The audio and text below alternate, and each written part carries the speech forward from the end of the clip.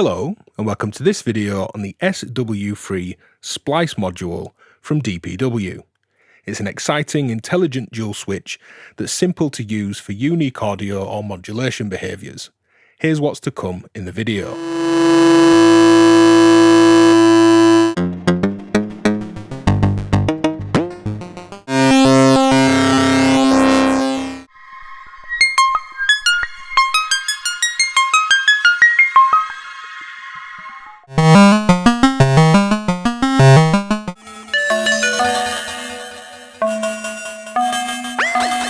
This video is sponsored by DPW. This video is part of my free patches series, where we distill things down to just free patches and free examples. But we'll have a range of unique audio waveforms and sounds, taking them through mono to stereo, unique artifact-free LFO streams and merged modulation, and switching between two different stereo sources is a fascinating way to kind of smash effect streams together. Splice builds upon ideas presented by DPW in their previous modules, Switch and Zero. It's a dual-channel switch with standard switching and reset options, but also click-free zero crossing or zero difference switching, but then with an even further and even smoother switching of the inputs with added slope detection. Plus there's a few extras to go through, so let's get into the panel and the features. We have two switches here, a switch 1 and a switch 2. And both of those have an A and a B input and an output. And this will also generate a square wave with the on1 or on2 outputs for those channels. The top switch selects whether A or B is routed to the output, or you can set that in auto to enable the switching. And with auto, that automatically switches as fast as it can between those two inputs, depending on the state of the other switches. Or you can control that via the D input for external control over the switching. We have a mode switch here with X equals and H, it's a three-way switch, and X is a click-free switch, and this will only switch between the two inputs when they're equal. So if you have two LFOs and say they're both at 1 volt at the same time, that's the point at which it will switch. Moving this to the middle, to the equal sign, not only does equal switching when their values are equal, but it adds in slope detection.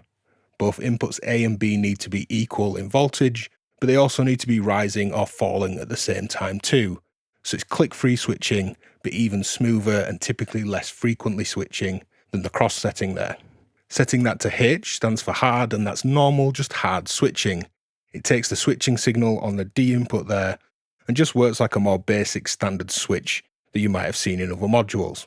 There's also a division switch, which unlocks the potential to add subharmonics to audio, or to creatively divide down, say, your switching behaviour for modulation. And this looks at how many times the voltages on those two inputs are equal, either switching when they're equal the first time, or every second time, or every fourth. It's like a clock divider for that detection circuit. We then have a 1 to 2 switch here. When this is up, the A and B1 inputs will go down, normaling to the second channel, handy for mono to stereo behaviour. And we have a stereo behaviour switch 2, which is when it's up, it will swap the switching between the two channels. In the middle, there's no stereo connection in terms of how the two channels behave, and set down to the bottom, that makes both channels behave the same, suitable for switching stereo sources. And the last bits we haven't mentioned here are the R inputs. These are reset inputs, which is a direct and instant reset. Sending a high voltage there will reset this back to input A. And then we have these on outputs that we did mention, which are 5-volt gates or kind of pulse oscillators, where they're high when it's A that's active or low when it's B that's active. So you can generate square waves from your switching. So that might seem like a lot to take in, but it's really simple in use. There's loads of ways that you could use this for making mutes, manual gates, spliced audio streams, artifact-free modulation splices, but we just have free patches here, as well as a few little bonus bits. Those are on screen and you can skip around down in the timing index in the description. And without further ado, let's dive in. So here's a patch just to explain and demonstrate how Splice works and how the waveforms look here on the scope, splicing between two different audio sources. If I go up to input A here, the green cable and green trace is just a basic analog triangle wave from an oscillator. B is then a wavetable and phase shifted version of that from the same oscillator. You could be using a different oscillator, you could have them in sync, tune them differently, or just different wave shapes from the same oscillator, and we'll play around with a folded version shortly too. For input B, a wavetable locked in sync, and a triangle wave on A.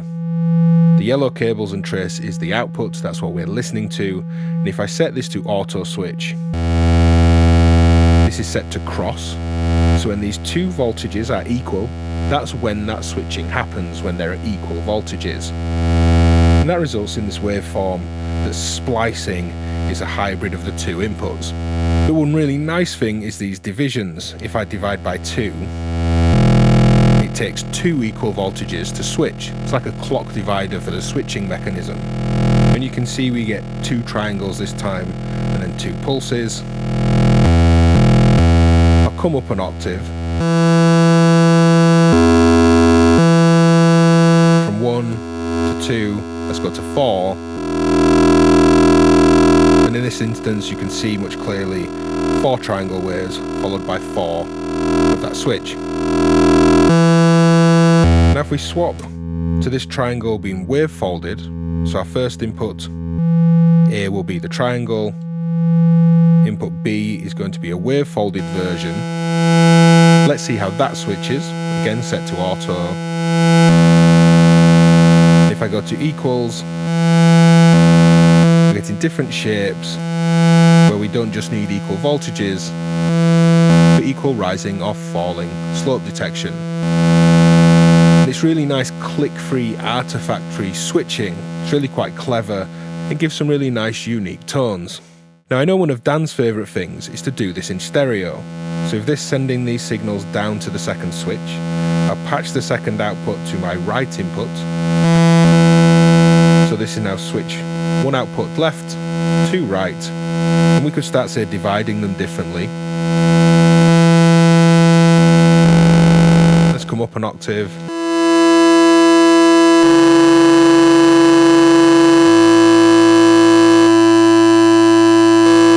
We start to build out interesting stereo tones.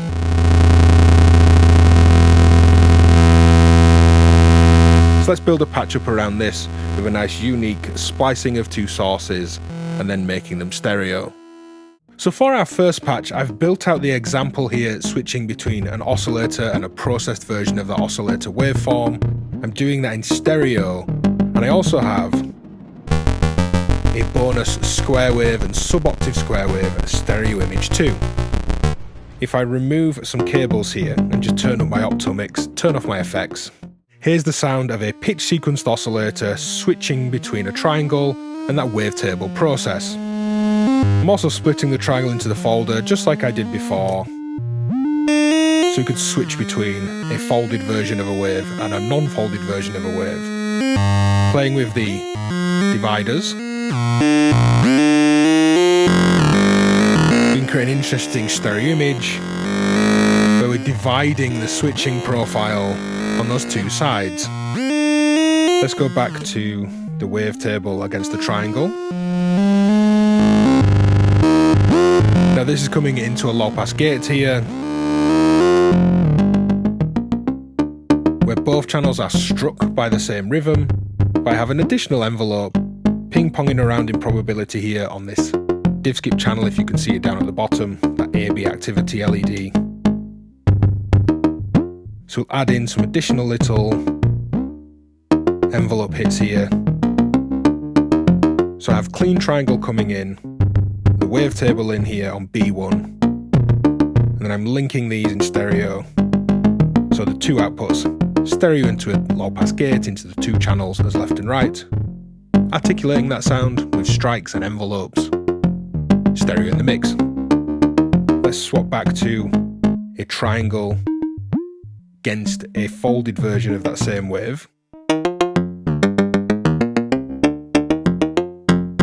It's a really interesting way of getting a unique sound, wave splicing really cleanly between 2 waveforms, and then doing that with different divided switching rates on the 2 sides. Now before we add our effects back in, these are the 2 on outputs. They're in a VCA here. If this is set to 1 on both sides, we have a simple pulse sound, but we can divide.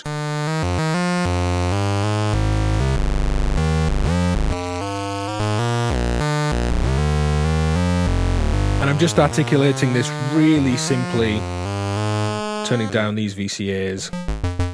Just for basic 16th note envelope, you could be way more creative with these pulses. I just wanted to show that they are there. So here we are back to the low pass gate. Effects back in. Interesting wave splicing in stereo, then articulated in stereo in a dual low pass gate. Well, a lovely way to kind of make use of other things we already have and create something new from them. And we could blend in a bit of that square wave even too.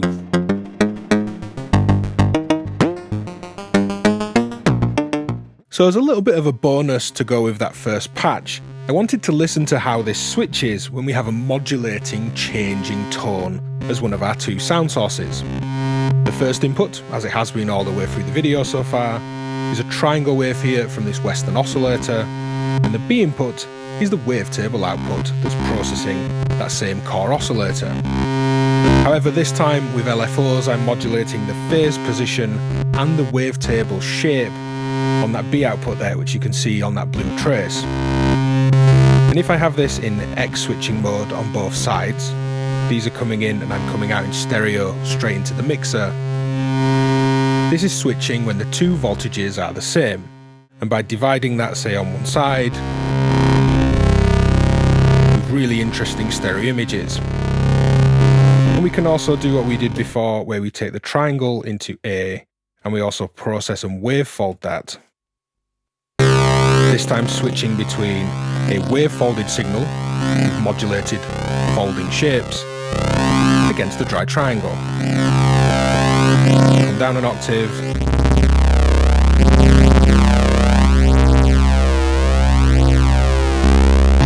Just go to equal click-free switching.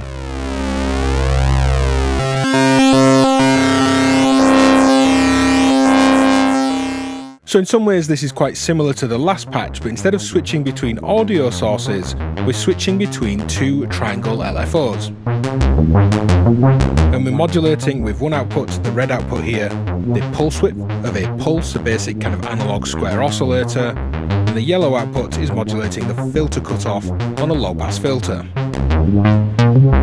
Now let me strip this back and just listen to a droning wave, and I'll go through what's going on.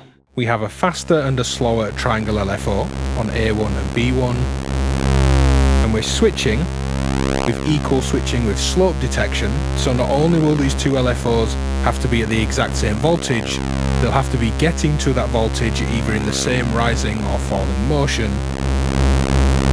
And at that point it's switching between the two LFOs and modulating my PWM. Likewise, if I was to unplug PWM, so we're just listening to a static square wave now, and plug back in this yellow trace. We're just modulating a filter, square wave into filter, filter direct into the mix. And this works really nicely with LFOs that are quite close in rate, but I've gone for a much slower and much faster, more distant relationship in frequency, just to make this really obvious. This will switch more frequently if they just have to be an equal voltage.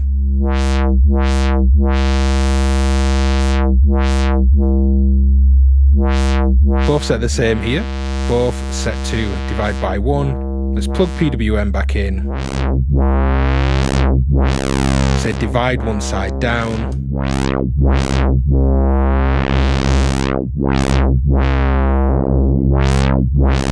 I'll go divide by 4 on the PWM, 1 on the filter side, and patch into more closely related LFO frequencies on oct there. Starting a sequence. So if I patch into a low pass gate here, in here we've got this really thick, kind of juicy, filtered PWM going on underneath those envelopes in that low pass gate. Add some effects. and it works really nicely through different octaves.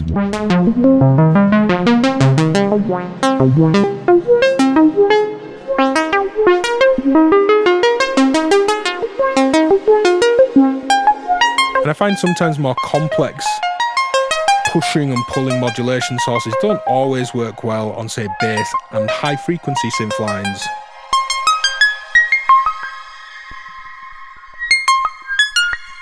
I think this works really well here.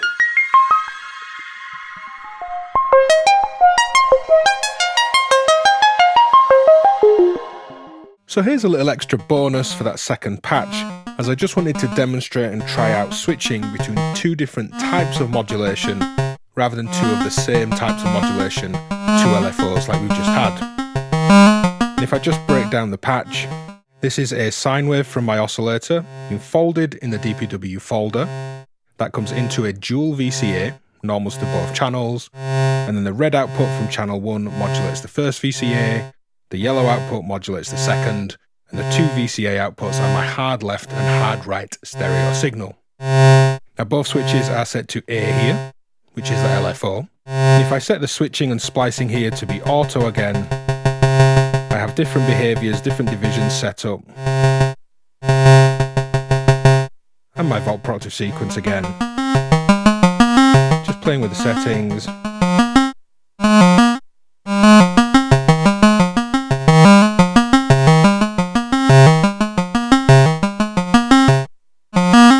Very simple. Two modulation sources, a basic envelope and a basic LFO, switched in different ways, spliced together to control two VCAs for a stereo signal. So here's a really interesting and unique way to merge together two parallel effect streams. And we're doing so with this really intense kind of like dystopian crunch that you'll hear in a moment. First, here's the dry ring sound. And the outputs of splice here, I'll mute rings and unmute this in the mix. On the A inputs here, pink cables, I have a stereo delay, which is the Vino echo. And then switching down to the B inputs, I have a reverb from Isu's trifecta, again in stereo. So I have rings split in a mult. One copy goes to my echo, one copy goes to my reverb, so they're separate parallel effects that we're going to splice together in the module here. I'm set to H, hard switching, just kind of basic, raw switching that you might find on another switch module without any of the clever zero detection or slope detection. It's not going to be click-free or artifact-free, really intensely driven with plats here, again just split to drive both of the switches at the same time. Let's set this to auto and you'll hear plats, high audio rate splicing the reverb and the delay streams of audio together.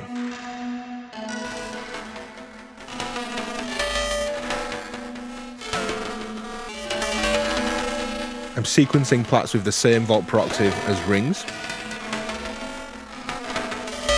So the pitch of that crunchy tone is changing. We could do this statically. Go for, say, something much higher. And well, it's clearly very aliasy, got that downsampling top-end artifact thing. You can hear both the reverb and the delay, which I find fascinating. We've merged the two effects, somewhat like mixing them together, but we're not mixing them, we're audio rate splicing between them. Let's volt per octave track plats again. We could go much lower.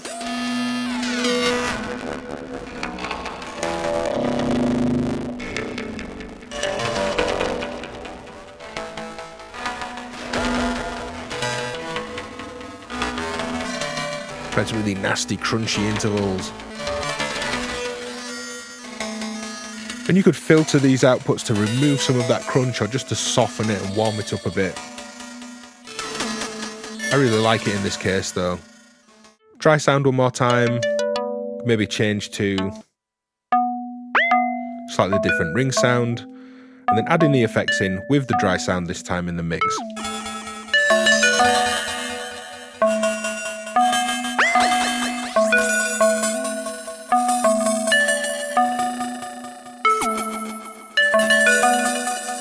If you've got this far in the video, drop a splice sync down in the comments. What sources or modules would you like to see spliced together? Let us know down in the comments. Head to patreon.com/DivKid to support what we do and join the DivKid Discord community, and we'll see you next time. Bye!